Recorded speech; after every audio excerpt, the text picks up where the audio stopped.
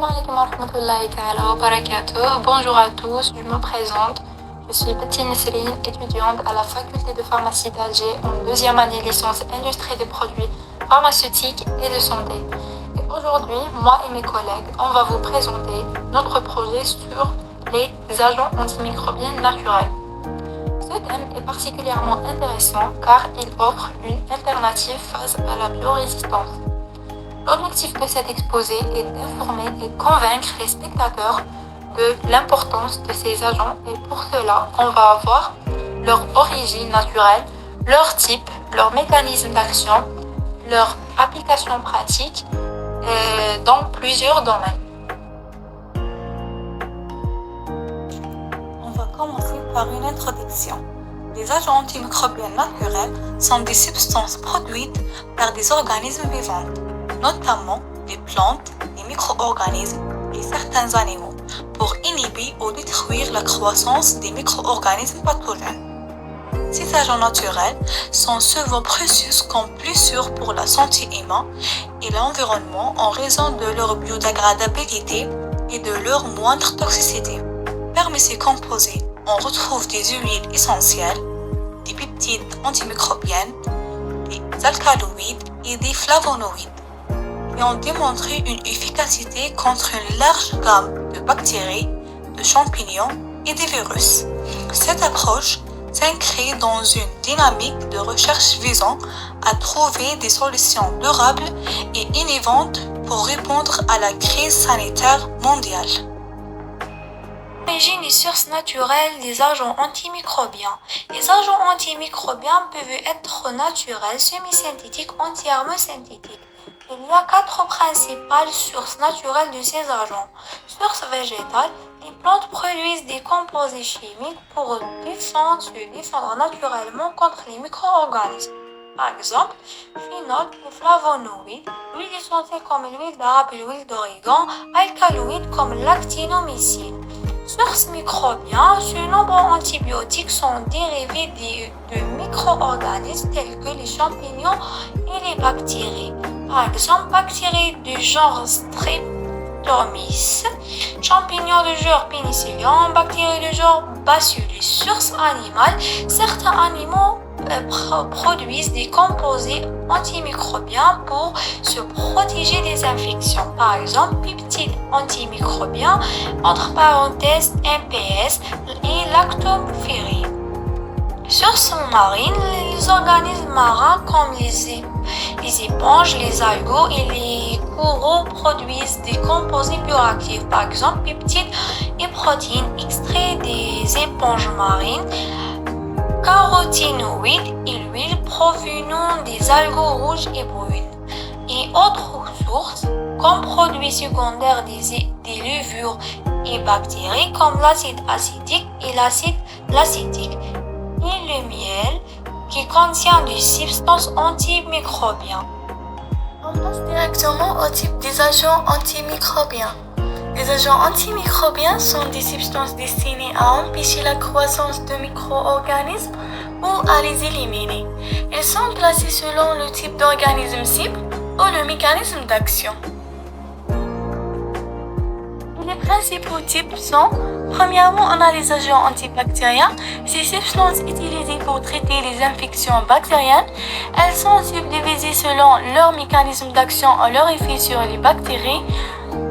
En antibiotiques bactéricides, ils détruisent directement les bactéries en perturbant des processus vitaux, comme la pénicilline et les aminosides.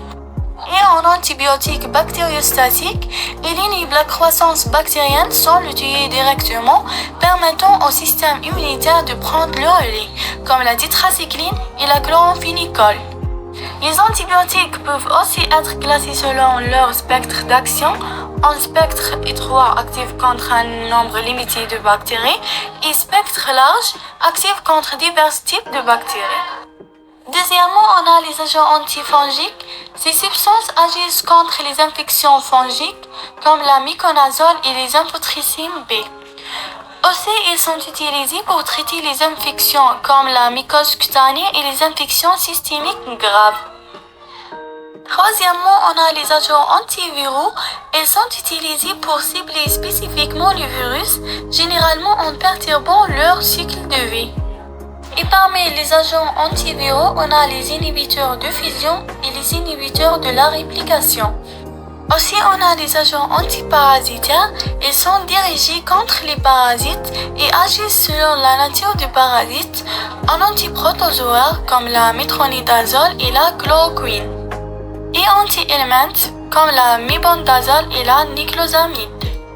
Ces agents peuvent être administrés localement ou systématiques selon la gravité de l'infection. Cinquièmement, antiseptiques et désinfectants. Ils éliminent ou inhibent la croissance des micro-organismes sur des surfaces inanimées ou vivantes. Les antiseptiques utilisés sur le tissu vivant pour prévenir l'infection, comme l'alcool et l'eau d'eau forte. Et les désinfectants utilisés sur les surfaces inertes, comme l'hypochlorite de sodium et peroxyde d'hydrogène. Ils sont essentiels dans la prévention des infections nosocomiales. Finalement, on a les peptides antimicrobiens. Les peptides antimicrobiens sont des courtes chaînes d'acides aminés produites naturellement par divers organismes pour se défendre contre les infections. Donc, ils jouent un rôle crucial dans l'immunité innée. Parmi les caractéristiques générales des peptides antimicrobiens qui sont actifs contre une large gamme de micro-organismes comme les bactéries, les champignons, virus et parasites, et agissent souvent perturbant les membranes cellulaires des pathogènes qui provoquent leur lyse. Et les exemples des peptides antimicrobiens, on a la diphencyne, la catalycidine et l'histanine.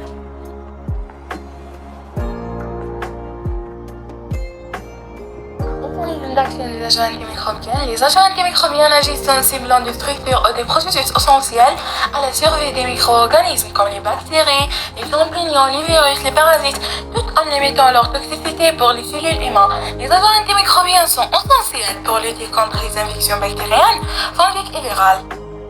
Le premier mécanisme d'action inhibition de la synthèse de la paroi cellulaire. Les antibiotiques tels que les bêta-lactamines, pénicilline, céphalosporine bloquent la synthèse de la peptidoglycane, un composant clé de la paroi bactérienne, entraînant la laisse cellulaire. Les glucopeptides tels que le vancomycine ciblent également ce processus, mais ils sont particulièrement actifs contre les bactéries gram-positives. Après la paroi cellulaire, un autre mécanisme important est l'inhibition de la synthèse des protéines. Les agents tels que les aminoacides, gentamicine et les macrolides, érothromycine, agissent sur les ribosomes bactériens 77 en interférant avec la traduction et la production des protéines essentielles. Leur type spécifique et unité 30S ou 50S permettent de distinguer leurs effets sur les bactéries des cellules humaines. Une autre cible importante des agents antimicrobiens est la membrane cytoplasmique. Les antibiotiques comme les pilomycine, colicine agissent en perturbant la perméabilité de la membrane bactérienne, provoquant une fusion et des composants intracellulaires.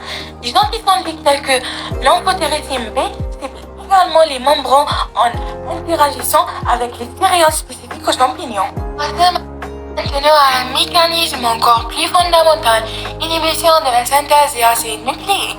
Les quinolones comme les spirofloxacines inhibent l'azérazadienne, une enzyme essentielle à la réplication bactérienne.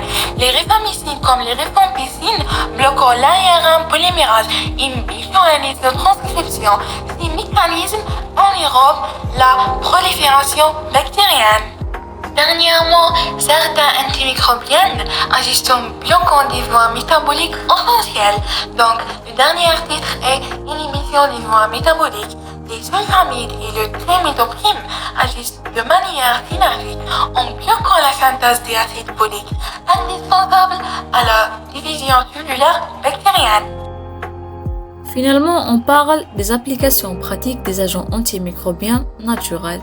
Les agents antimicrobiens naturels ont de nombreuses utilisations dans différents domaines. Ils sont utilisés dans la conservation des aliments. Les agents naturels comme les huiles essentielles ou les extraits de plantes prolongent la durée de conservation en inhibant la croissance des bactéries et moisissures. Soins de santé sont utilisés dans la prévention et le traitement des infections grâce à leurs propriétés antimicrobiennes, notamment dans des antiseptiques naturels ou des traitements à base de plantes.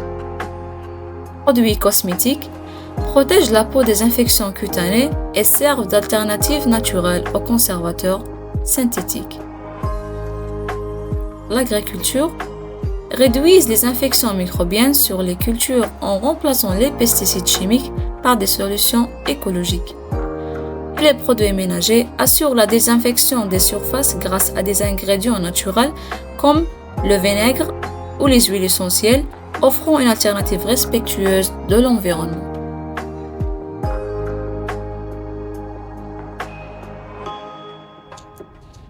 Pour la conclusion, les agents antimicrobiens naturels constituent une ressource précieuse pour combattre les infections microbiennes. Dans un monde où la résistance aux antibiotiques menace les systèmes de santé. Bien que leur efficacité soit largement reconnue, leur potentiel reste sous-exploité en raison des défis liés à leur extraction, leur stabilité et leur mode d'administration. Cependant, les avancées dans la biotechnologie et la nanotechnologie offrent de nouvelles perspectives pour optimiser leur utilisation et maximiser leur impact. Voici quelques références et sources bibliographiques. Et merci pour votre attention. Nous espérons que cet exposé vous plaira et que vous apprécierez nos efforts.